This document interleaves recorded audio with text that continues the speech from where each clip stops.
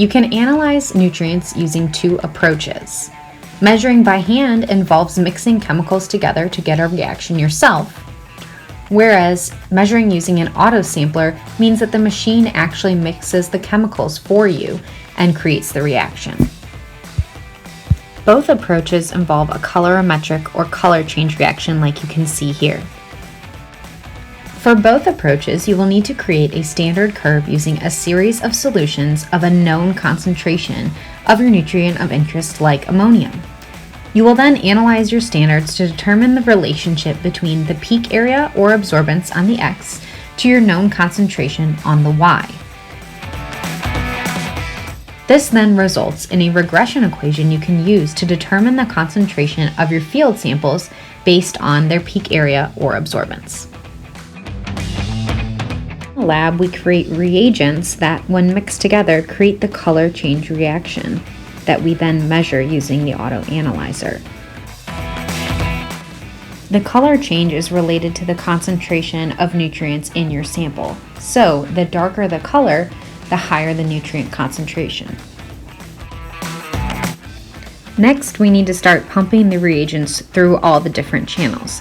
Here, we're able to measure 3 nutrients at once, including nitrate, soluble reactive phosphorus, and ammonium. The pump draws the reagents into each channel, where it then mixes the chemicals together to create our colorimetric or color change reaction.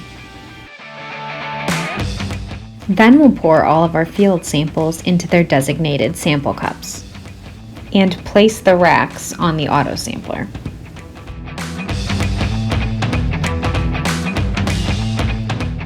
The autosampler moves to your sample cup to draw up your unknown field sample and send it through the machine. We can monitor the sample peaks on the computer. The area of each peak is related to the concentration using our standard curve. When we finish running our samples, it's time to process the data so we can calculate nutrient uptake. To calculate nutrient uptake, we first plot the natural log of the nutrient concentration divided by our conservative tracer, like salt, at each station versus the downstream distance. The slope of the regression is represented by K. 1 over the absolute value of K gives us uptake length, or S sub W. From uptake length, we can then calculate our uptake velocity integrating both stream discharge and the mean depth.